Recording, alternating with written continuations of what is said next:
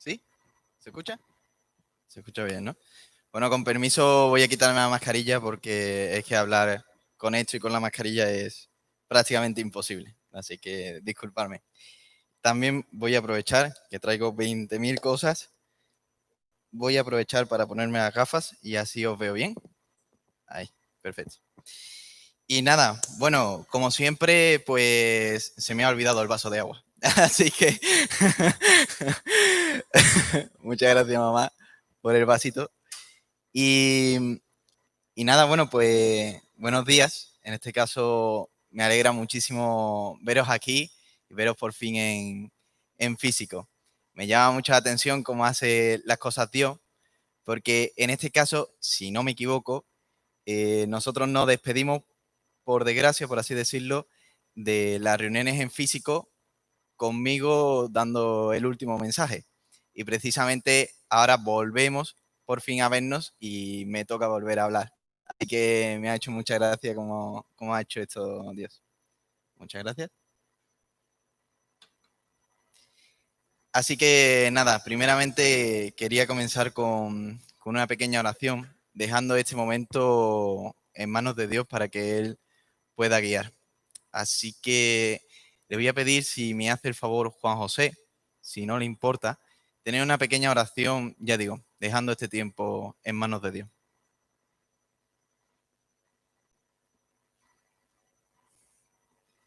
Sí.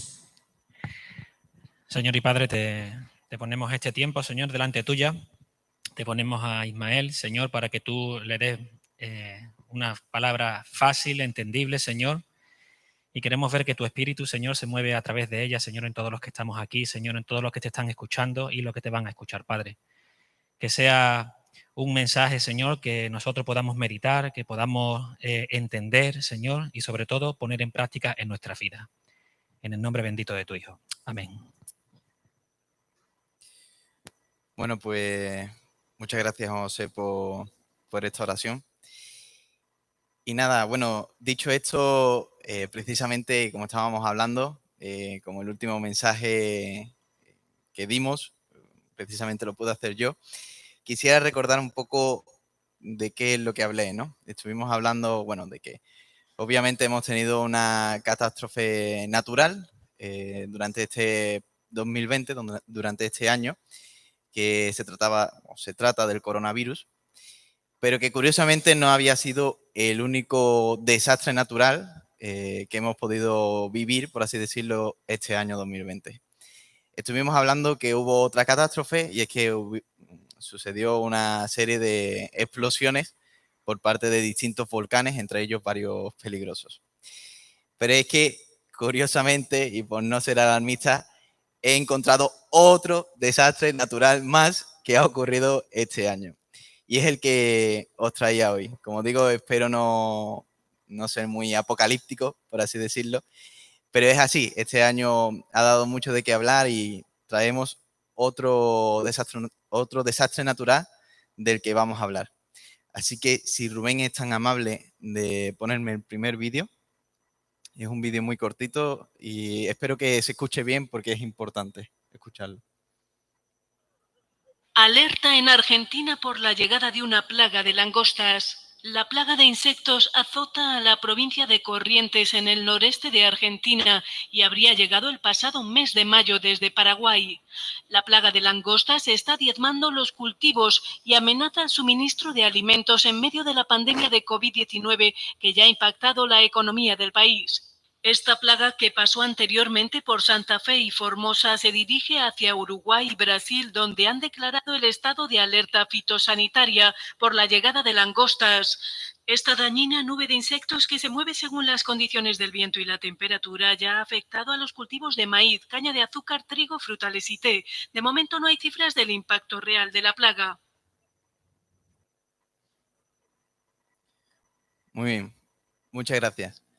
Pues sí, como vemos, ha ocurrido otro desastre natural durante este año y se trata de una plaga de langostas. Esta plaga de langostas, bueno, al parecer tenía un gran tamaño y sucedió en distintos países, ¿no? Principalmente en Sudamérica, en distintos países de Sudamérica. Se dice que comenzó en Paraguay, pero que se estuvo moviendo a través de Brasil, Argentina, Chile y Uruguay. En este caso, este vídeo pues es una noticia desde Argentina, de lo que estaba sucediendo en ese momento en Argentina. Este vídeo se realizó el 25 de junio de este año, 2020. Y la noticia de que había llegado, como digo, hasta Brasil, Chile y Uruguay, la podíamos leer el 5 de julio. Al parecer se trasladaba a gran velocidad y, como digo, tenía grandes dimensiones. Pero no ha sido la única plaga de langostas que ha sufrido el mundo durante este año. Y es que, curiosamente, no solo ha habido una plaga de langostas bastante grande o extensa en Sudamérica, sino que también en África se ha dado una plaga de langostas bastante llamativa, bastante grande. Esta plaga se ha trasladado a través del Cuerno de África, Etiopía, Kenia, Sudán, Somalia, Djibouti, Eritrea y Uganda. Espero haber pronunciado bien estos países, además de la India. Esta noticia la podíamos leer el 16 de febrero de 2020 a través del Mundo, del periódico El Mundo. Esto no es tan extraño, para, por así decirlo, tranquilizar un poco, no es tan extraño en este continente, en el continente africano, porque se suele dar este tipo de plagas de langosta. Y aunque nos suene muy quizás al Antiguo Testamento, a época de Moisés, en realidad no es así. Siguen ocurriendo plagas de langostas y especialmente en este continente, en África. A través de esta noticia, de la noticia de El Mundo, hablando sobre la plaga de África, una persona de la ONU declaró que esta plaga tenía el tamaño de la ciudad de París. Bueno, yo he tenido la suerte de poder visitar París y si realmente tenía esta extensión, esta plaga, no me la quiero ni imaginar porque no sé si este hombre exageró, entendemos que no es así, pero debía ser francamente muy, muy grande esta plaga. Se estima que pudo arrasar con suficientes alimentos como para alimentar a 35.000 personas al día. Y son estimaciones hacia abajo, es decir, son las, por así decirlo, las más positivas, por así decirlo. Es decir, es probable que se haya arrasado con más alimentos todavía. Se dice que ha destrozado 200 toneladas de cultivos al día. Y según estas cifras, pues ha podido afectar a unas 32 millones de personas en África. Como vemos, el coronavirus y el caso de los volcanes no ha sido la última o la única o el único desastre natural que ha ocurrido este año 2020. Pero bueno, seguimos sujetos a Dios y entendemos que Él tiene el control. De hecho, para que podamos hacernos a una idea de cómo es vivir esto de una plaga de langostas, había traído otro vídeo que nos iba a servir un poco visualmente hablando cómo es esto de una plaga de langostas, ¿no? Entonces, si Rubén me hace el favor de poner el segundo vídeo, podemos ver cómo es esto.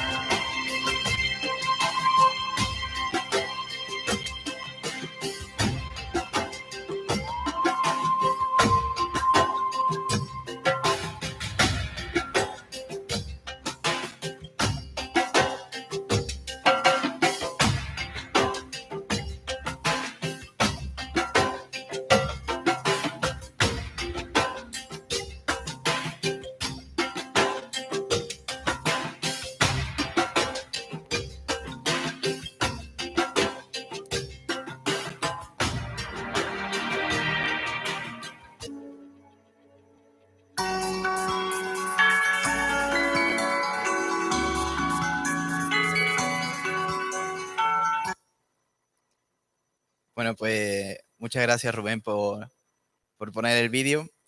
Y como vemos, esto es una plaga de langostas, ¿no? Quería poner este vídeo precisamente porque es muy ilustrativo el ver a esta persona en mitad de la plaga y ver a estas criaturas o estos insectos sobrevolar los cielos y la cantidad de langostas que hay. Decir que, bueno, como hemos visto, las langostas son como unas especies de saltamontes, pero mucho más grandes, ¿no? Por así decirlo. Así que, como vemos, ha sido un gran desastre el que ha ocurrido en África. En este caso, este último vídeo no ha sido este año 2020, por suerte. Fue en 2017 cuando National Geographic hizo el vídeo y lo hizo en Rusia. Esta plaga sucedió en Rusia. Así que, bueno, no sé si podemos ver las diapositivas. Que en este caso tenía un par de imágenes que eran muy ilustrativas, ¿no? En este primer caso, en esta primera diapositiva, pues estamos viendo, no se sabe, vamos, no estoy del todo seguro si es lo que es el coronavirus en sí, sí que es un virus, pero sí que, bueno, nos sirve de ejemplo para ver un poco qué es el coronavirus, ¿no? Que en realidad nosotros no lo podemos ver, pero si pasamos a la siguiente, si Rubén me hace el favor, porque ahí, perfecto. Y esta es la plaga de langostas, ¿no? Quería hacer un poco ese contraste entre lo que sucede con el coronavirus, que muchas veces no lo podemos ver, pero sigue siendo un peligro, y lo que es la plaga de langostas y este peligro visual, ¿no? Que puede ser muy llamativo y a priori muy catastrófico. Bueno, pues hablando de esta plaga, ¿no? Os podéis estar preguntando por qué quiero hablar de esto. Y es que durante estas últimas semanas he estado leyendo un libro que seguramente a muchos se les habrá venido a la cabeza y se trata del libro de Joel. Y este libro habla sobre una plaga que hubo en Israel. Así que si me queréis acompañar al libro de Joel, porque vamos a hacer una especie de recorrido a lo largo de este libro. Bueno, como digo, el libro de Joel me pareció muy, muy interesante porque es un libro muy cortito, pero muy llamativo. A mí me pareció muy llamativo y habla de cosas que, aunque pudiera ser en cierto sentido hacia la nación de Israel, sí que nos habla directamente a nosotros. Y me pareció que podemos aprender muchas cosas sobre este libro. De hecho, quisiera explicar un poco el contexto de este profeta del Antiguo Testamento, aunque no puedo decir demasiadas cosas, puesto que de Joel no se sabe demasiado. Y es que ni siquiera sabemos exactamente en qué época escribió el profeta su libro, porque no nos lo dice ni tampoco hay muchas pistas al respecto. Pero sí que por cómo habla o por las cosas que dice, podemos intuir que sucedió o escribió el libro en la época de Esdras Nehemías, más o menos. Se dice o se intuye que este es el contexto histórico. Es decir, esto es pasado el exilio que vivió Israel en Babilonia. En una época donde Israel había sido arrasada y había sido llevada al exilio de Babilonia, luego le dejaron volver a su tierra, a la tierra de Israel, y estaban en una época de reconstrucción del templo. Es decir, estamos hablando de unos 400 años antes de Cristo, más o menos. Y como digo, este libro me parece muy interesante porque vamos a poder ver... ¡Ay! Funciona. Vamos a poder ver el pasado, el presente y el futuro a través de este pequeño libro. Así que quería traer esta imagen que siempre me gustó mucho esta trilogía. Entonces vamos a empezar ya con el libro. Ahí, perfecto. Y vamos a empezar leyendo Joel 1, pero vamos a leer desde el versículo 4. Desde el 4 hasta el 12, ¿vale? Lo tengo aquí para quien lo quiera seguir. Primero del 4 al 8, pero vamos a seguir rápidamente hasta el 12. Dice Joel 1, del 4 al 12. Lo que quedó de la oruga comió el saltón, y lo que quedó del saltón comió el revoltón, y la langosta comió lo que del revoltón había quedado. Despertad, borrachos, y llorad. Gemid todo lo que bebéis vino a causa del mosto, porque os es quitado de vuestra boca. Porque pueblo fuerte e innumerable subió a mi tierra. Sus dientes son dientes de león, y sus muelas, muelas de león. Asoló mi vid y descortezó mi higuera. De todo la desnudó y derribó, sus ramas quedaron blancas. Llora tú como joven vestida de cilicio, por el marido de su juventud. Desapareció, como digo, del 9 al 12, desapareció de la casa de Dios la ofrenda y la libación. Los sacerdotes, ministros de Dios, estaban de duelo. El campo está asolado, se enlutó la tierra, porque el trigo fue destruido. Se secó el mosto, se perdió el aceite. Confundíos, labradores, gemid, viñeros, por el trigo y la cebada, porque se perdió la mies del campo. La vid está seca, y pereció la higuera. El granado también, la palmera y el manzano. Todos los árboles del campo se secaron, por lo cual se extinguió el gozo de los hijos del hombre. Muy bien, bueno, vemos en esta historia cómo se cuenta lo que sucedió, ¿no? En Israel, pues hubo una plaga, se intuye que fue una plaga de langostas, como dice el texto, que arrasó con Israel en aquella época. Podemos ver un poco el contraste de esta historia de cómo la plaga de langostas arrasó a Israel, y nos puede recordar un poco a la historia de cómo la plaga de langostas que envió Dios arrasó con Egipto. Y vemos un poco las diferencias, ¿no? En ese tiempo, en el tiempo de Moisés, con el primer ataque de las langostas, digamos que Dios trata de castigar al pueblo de Egipto por no dejar salir a su pueblo, ¿no? Por no dejar salir a Israel. Pero en este caso, ahora Joel nos está hablando de cómo Dios estuvo castigando a Israel, a su propio pueblo. No se dice en el libro de Joel a ciencia cierta por qué, cuál era el motivo del castigo de Israel, ¿no? De este ataque de langostas. Pero sí que a lo largo del libro lo vamos a poder ir leyendo, y sí que se intuye, se puede, por así decirlo, pensar que es debido a la corrupción que estaba viviendo Israel en aquella época, incluso después del regreso del exilio.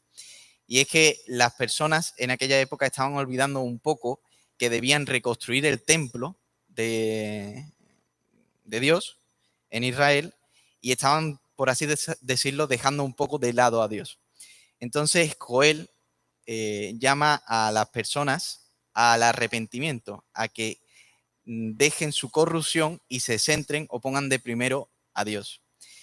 Esta llamada de arrepentimiento a las personas de Israel lo podemos leer en los siguientes versículos, en ese mismo capítulo, ¿esto? En los versículos 13 y 14. Como digo, no perdamos este libro porque lo vamos a ir leyendo poco a poco. En los versículos del 13 al 14, Joel dice: ceñíos y lamentad, sacerdotes, gemid, ministros del altar, venid, dormid en cilicio, ministros de mi Dios, porque quitadas de la casa de vuestro Dios la ofrenda y la libación. Proclamad ayuno, convocad a asamblea, congregad a los ancianos y a todos los moradores de la tierra en la casa de Dios vuestro Dios, y clamad a Dios.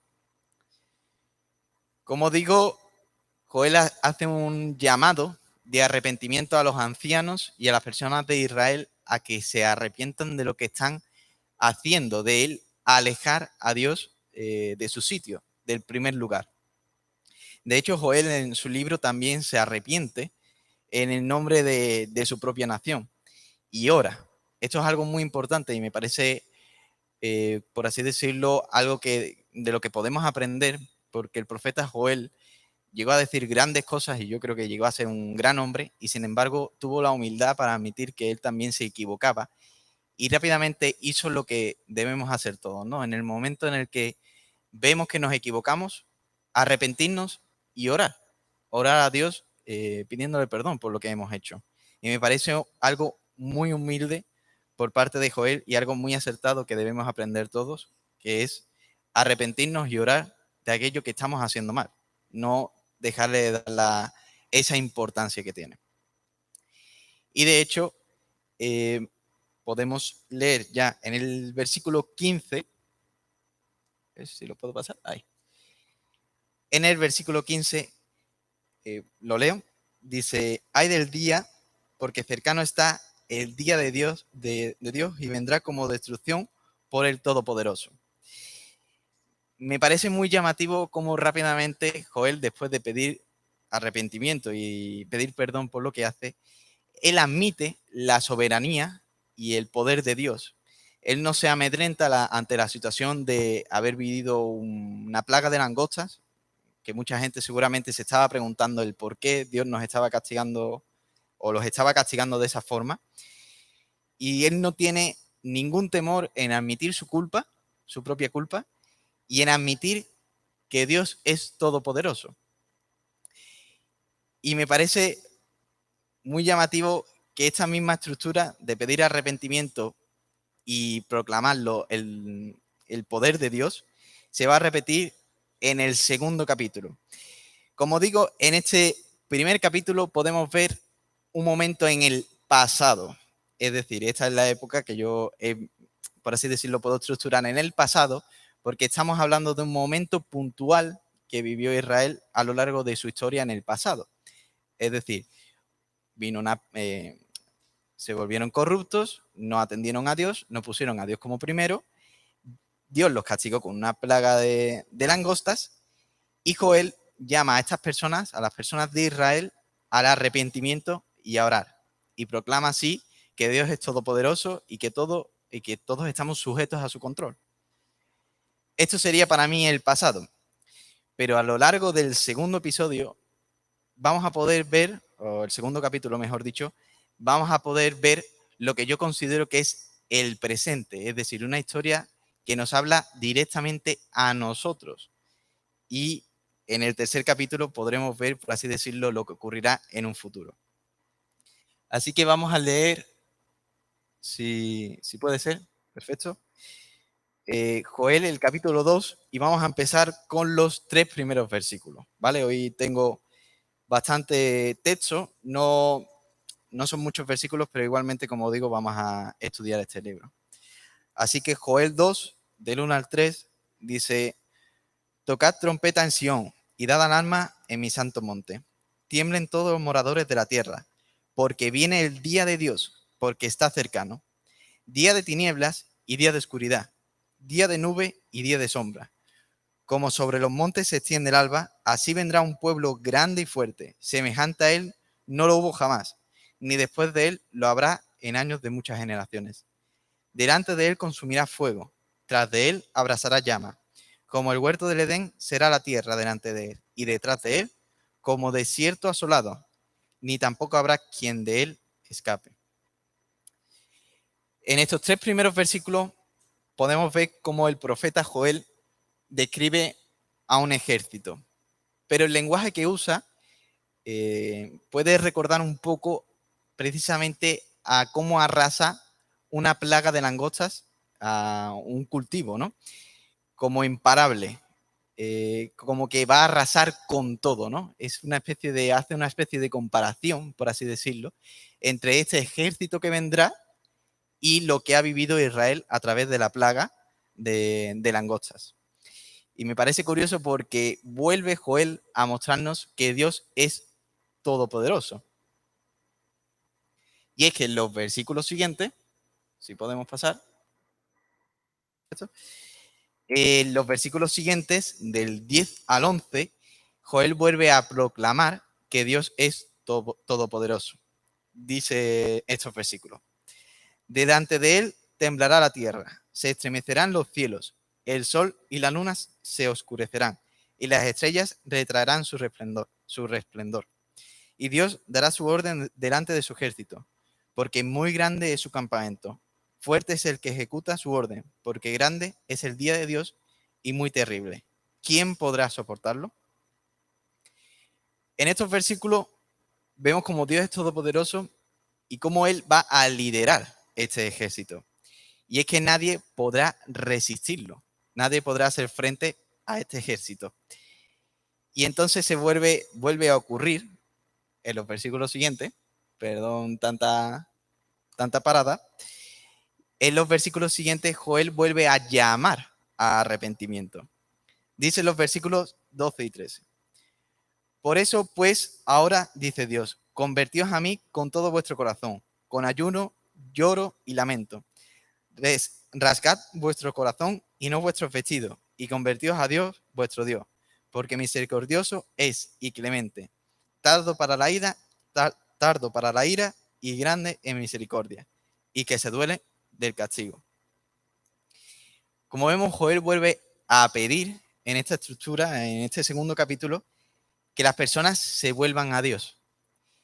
Y me gusta mucho este libro y la persona de Joel porque me parece completamente un evangelista del Antiguo Testamento, porque está constantemente llamando e implorando a las personas a que se conviertan a Dios, a que se vuelvan a Él. Y me parece que esa es precisamente la estructura o las cosas que, mejor dicho, las cosas que nosotros debemos hacer. Llamar una y otra vez a las personas a que vayan al arrepentimiento, a que encuentren a Dios, porque Él es todopoderoso. Por eso digo que en esta estructura o en este segundo capítulo, Joel, digamos que esta es la parte del presente, porque Joel nos está hablando directamente a nosotros. Porque este ejército que vendrá, él está hablando del día final, del día de juicio de Dios. Y este ejército, que será como de plaga de langostas, es el que tendrá que vivir las personas que no han creído en Cristo. Joel, está avisando al mundo de lo que va a ocurrir cuando Dios venga. Y llegará un día en el que por así decirlo, no tendremos que preocuparnos tanto de una plaga de langostas o del coronavirus, porque vendrá algo mucho peor. Y este mundo se tendrá que preocupar de eso, de vivir algo mucho peor que el coronavirus. Por eso Joel llama a las personas al arrepentimiento. Y me parece que es algo que nosotros tenemos que aprender. Y tenemos mucho que aprender de este profeta. Porque, como digo, las personas que no vayan a creer en Cristo va a tener que vivir este día, el día del juicio de Dios. Y va a tener que dar cuenta de las cosas que ha hecho ante Dios.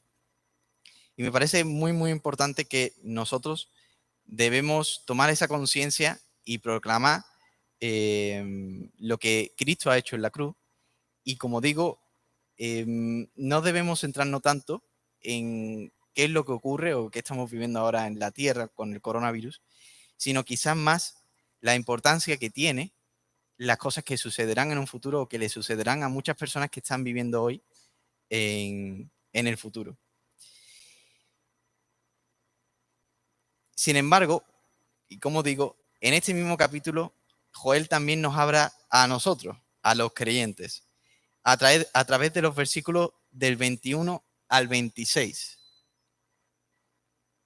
Sí, eso es, del 21 al 26. Primero vamos a leer del 21 al 23 y luego de los restantes hasta el 26, desde el 24. Dice Joel 2, del 21 al 23. Tierra, no temas, alégrate y gózate, porque Dios hará grandes cosas.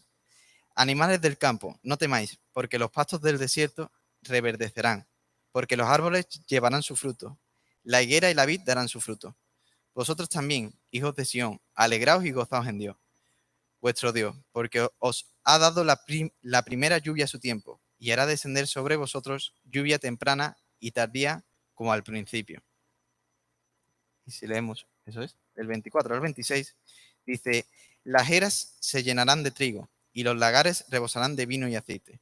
Y os restituiré los años que comió la oruga, el saltón, el rebontón, la langosta, mi gran ejército que envié contra vosotros. Comeréis hasta saciaros y alabaréis el nombre de Dios, vuestro Dios, el cual hizo maravillas con vosotros y nunca jamás será mi pueblo avergonzado. Pues como digo, estas promesas podemos decirlas que también son para nosotros, ¿no? Que en este caso es la promesa de que llegará un día en el que todo será restituido y en el que no tendremos que temer más ningún tipo de enfermedad, como es el coronavirus o como puede ser una plaga de langostas, porque llegará un día donde Dios reinará también aquí en la tierra y viviremos con Él esos 1000 años que hemos estado aprendiendo a través del Apocalipsis. Así que, desde luego, estas son promesas que nosotros también podemos tener o coger para nosotros, porque como digo, Dios reinará y llegará un día donde no tendremos que preocuparnos de ninguna enfermedad. Así que ahora podemos pasar al capítulo 3. Y ahora sí, ya llega el momento del futuro. Este tramo es muy cortito, pero igualmente quería traerlo porque me resulta muy llamativo cómo Joel habla de lo que sucederá. Y es que podemos leer el juicio a las naciones en el capítulo 3, versículos 1 y 2. Dice, porque he aquí que en aquellos días y en aquel tiempo en el que haré volver la cautividad de Judá y de Jerusalén, reuniré todas las naciones y las haré descender al valle de Josafat.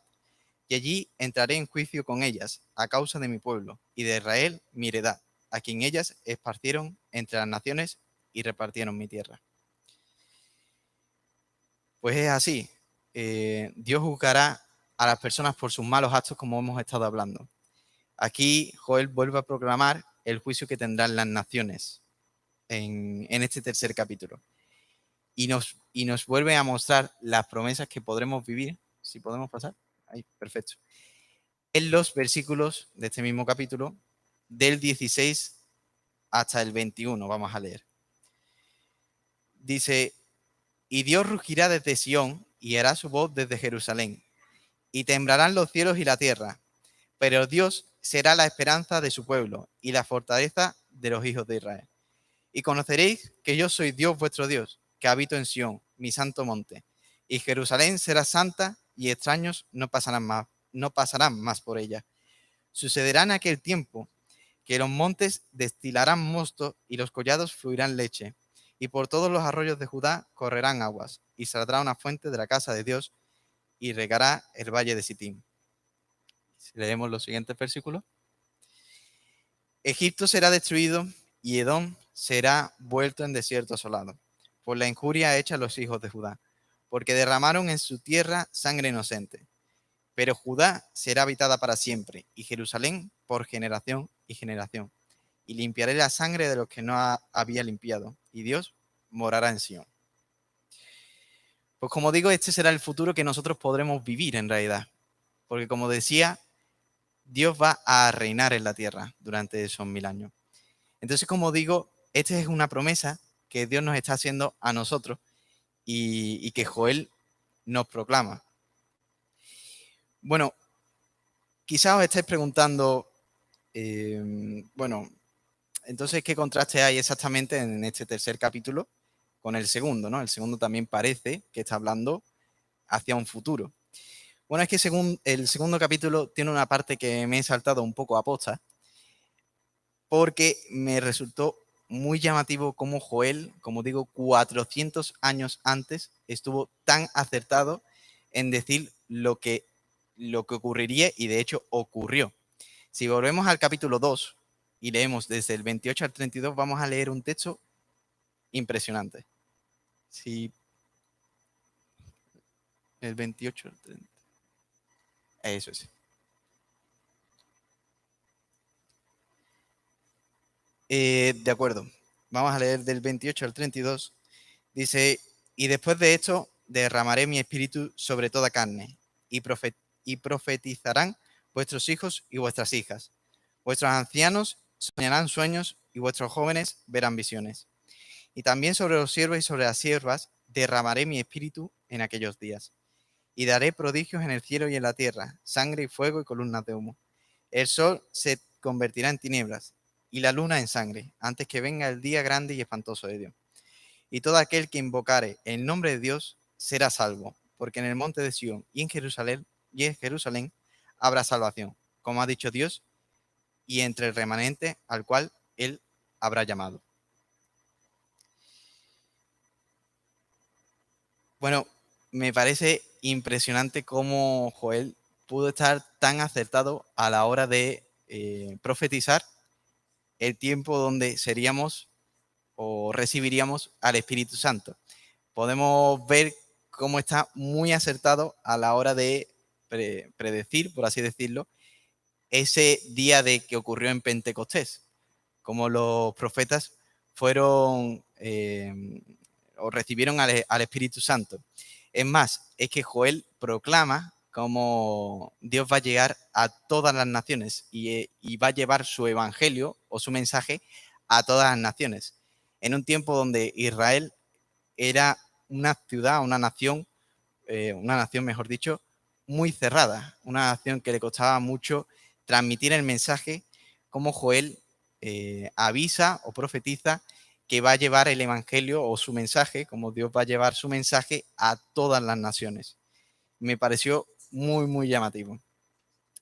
Y es que muchas veces puede pasar que vemos el libro de Joel o otro libro de un profeta menor y quizás no, se nos pase por alto o pueda ser un poco confuso los mensajes de los que hablan, pero tienen enseñanzas muy, muy interesantes.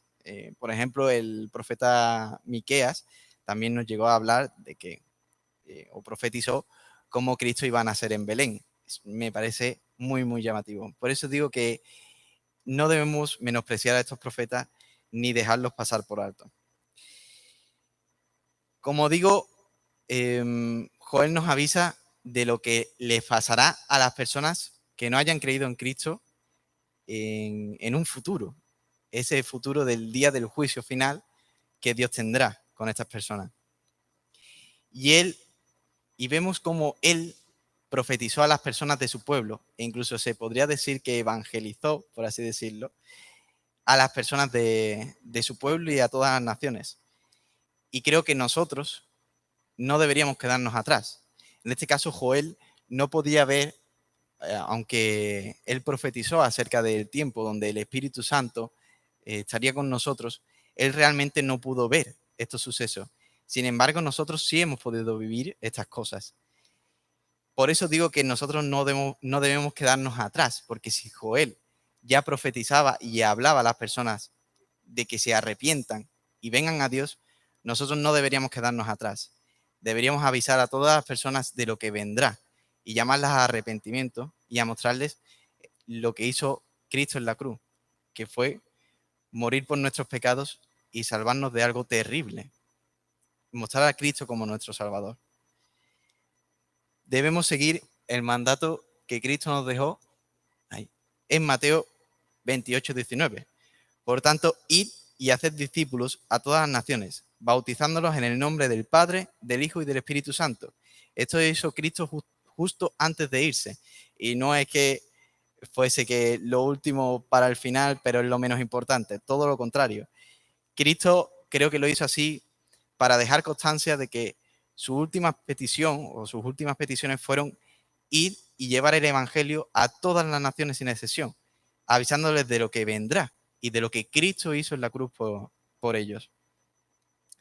Por eso digo que no deberíamos centrarnos tanto en lo que ocurre en la tierra, en el que ahora mismo estamos viviendo un momento terrible, un momento de coronavirus, o centrarnos tanto en que este año ha ocurrido cosas terribles como los volcanes o una plaga de langostas, sino de lo que ocurrirá y sobre todo de lo que está pasando en el cielo. Deberíamos centrarnos más en las cosas del cielo, porque si leemos Lucas... Ay, perfecto. Perfecto, gracias Rubén. Si leemos Lucas 15:7, dice, os digo que así habrá más gozo en el cielo por un pecador que se arrepiente que por 99 justos que no necesitan de arrepentimiento. Muchas veces, como hemos hablado, podemos tener una gran carrera o un gran trabajo y como enorgullecernos de ello, ¿no? Y decir, oye, ya he conseguido como el tope de mi vida o de los objetivos que tenía. Y en realidad creo que deberíamos darle muchísima más importancia al llevar el Evangelio porque, como dice el texto, habrá fiesta en el cielo por cada pecador que se arrepienta. Y me parece muy, muy ilustrativo este versículo y muy interesante este libro de Joel. De hecho, en Mateo 6:20 nos dice, sino haceos tesoros en el cielo, donde ni la polilla ni el orín corrompe, y donde ladrones no minan ni hurtan. Como digo, no debemos centrarnos tanto en lo que ocurre en la tierra, sino en lo importante que es lo que ocurre en el cielo y la importancia de lo espiritual. Porque en realidad, si podemos pasar, Filipenses 3:20 nos dice que nuestra ciudadanía está en los cielos, no aquí en la tierra, de donde también esperamos al Salvador, al Señor Jesucristo. Nosotros vamos a heredar, por así decirlo, las bendiciones que Joel profetizó. Es decir, nosotros podremos estar con Dios aquí en la tierra y allí en los cielos. Nuestra ciudadanía no pertenece a España, a Andalucía o a Sevilla, sino que nuestra ciudadanía está en los cielos. Y aunque es cierto que estamos en España, en Andalucía, en Sevilla, con un tiempo de coronavirus, con un momento de malestar tanto emocional, psicológico, incluso algunos físicos, que esto es cierto, pero también nos debemos centrar o dar mucha importancia a lo que ocurre en el ámbito espiritual, es decir, a llevar a todas las naciones el Evangelio como Joel predicaba a su pueblo. Y no debemos centrarnos o descentrarnos de esto tan importante que debemos hacer, que es como dijo Cristo, id y hacer discípulos, llevar mi Evangelio. Así que nada más, hemos terminado, por así decirlo, el libro de Joel. No hemos dejado muchas cosas, quien quiera pues puede leerlo, lógicamente, y lo recomiendo mucho porque es un libro muy interesante. Pero quería, como digo, transmitir este mensaje hoy, ¿no? De la importancia que tiene, que al igual que Joel hacía, llamaba a las personas a arrepentir, o llamaba o les decía a las personas que se arrepintieran y conocieran a Dios realmente. Creo que nosotros debemos actuar igual. Así que vamos a terminar en oración y ya podemos despedir la reunión. Gracias, Señor, por todo lo que tú has hecho. Gracias, Cristo, porque tú viniste a la tierra, Señor. Gracias porque tú nos enseñaste todo, Señor. Tú estuviste aquí enseñando, lo hiciste todo correcto, Señor. No caíste en ningún momento, no pecaste en ningún momento, Señor. Y sin embargo, te crucificamos allí en la cruz, Señor. Te negamos, te dimos la espalda y tú moriste, Señor. Moriste por todos nuestros errores, moriste por mis errores, Señor. Gracias, Cristo, porque tú me has limpiado, Señor. Yo te he conocido la verdad, Señor. Y gracias porque tú resucitaste y ahora estás conmigo, Señor. Gracias porque llegará un día donde podré vivir esas promesas, Señor, que tú nos has dado, Señor, donde tú reinarás, Señor, con nosotros, Señor, y ya no tendremos que preocuparnos por enfermedades o ningún tipo de malestar, Señor, porque tú estarás con nosotros, Señor. Gracias porque estaremos un día en el cielo, Señor, y allí contigo, Señor. Y por ello te pido que no nos asustemos, Señor, o que no tengamos miedo de proclamar lo que tú has hecho, Señor, y podamos llevar el Evangelio a todas las naciones, Señor. Que no le demos la importancia o toda la importancia que quizás no tenga a lo que ocurre en el mundo, Señor, sino que nos centremos en ti, Señor, en que tú seas lo primero, Señor, que no cometamos el error de Israel, Señor, de dejarte de lado, sino que tú seas lo primero, Señor, y si es tu deseo, danos la valentía para proclamar tu evangelio, Señor, incluso en esta situación, en estos tiempos que estamos viviendo. Y que, Señor, que podamos hacer fiesta allí en el cielo, Señor. Amén, Señor.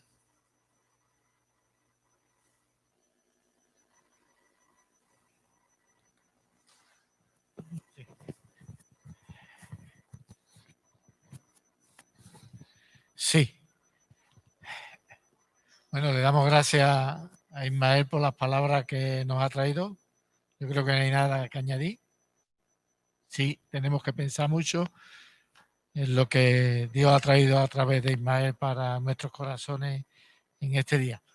Recordaros simplemente las reuniones. Diré, ¿cómo reuniones? ¿Qué tenemos reuniones? Claro que hay reuniones. Las reuniones no se han cortado. Se ha cortado el poder venir al templo, pero las reuniones siguen. El martes tenemos el estudio, que lo tenemos a las 8:15, a las 8:30, lo tenemos a través de Zoom. ¿Ustedes lo voy a tener? Sí. El martes también. Vale. Vale, este martes, ¿a qué hora es, Cecilia? Vale. El martes, la señora, el grupo era, ¿el nombre? Tiempo entre amigas sigue los martes. La hora, hay que ponerse en contacto con Cecilia, que están siendo muy bendecidos a todos los que están acudiendo a ese tiempo, igual que al tiempo del estudio. Los jueves, por supuesto que hay reunión de oración. ¿Quién ha dicho que no hay reunión de oración? La iglesia se reúne el jueves a las 8:30, empezamos a las 8:15 para hablar algo entre nosotros, y a las 8:30 la iglesia se reúne en oración por completo, y está siendo de mucha bendición para los que asistimos a la reunión y para la iglesia entera. Acordarse, el jueves a las 8:30 hay reunión de oración, la iglesia está llamada a oración a través de Zoom también, que no pasa nada. El Zoom últimamente no pasa nada, ni ha pasado ni va a pasar nada por reunirnos por Zoom. Y el domingo, pues gracias a Dios y entre comillas a Juanma Moreno, que nos ha dado vidilla para que nos podamos salir del pueblo y de lo demás, tendremos reunión también aquí el domingo a las 11:30, en la cual estamos todos llamados. Todavía hay sitios, los que no habéis venido, los que nos estáis viendo por internet, todavía hay sitios, hay muchos sitios vacíos y podemos venir porque cumplimos con el cupo sin problema, y además estas medidas a 1,5 metros cada silla para que no tengamos problemas. Llevamos mascarilla y todo lo demás. No hay peligro, no nos van a llamar la atención y nos vamos y estamos protegidos los unos a los otros. Así que el domingo a las 11:30 las puertas están abiertas.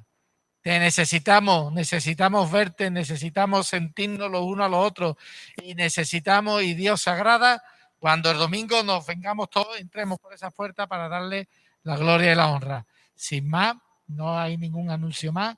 Ahora nos podemos levantar, nos podemos saludar guardando nuestra distancia, nuestras mascarillas, y aunque no nos podemos abrazar, sí nos podemos dar con el codo. Así que el Señor bendiga y os esperamos el próximo domingo.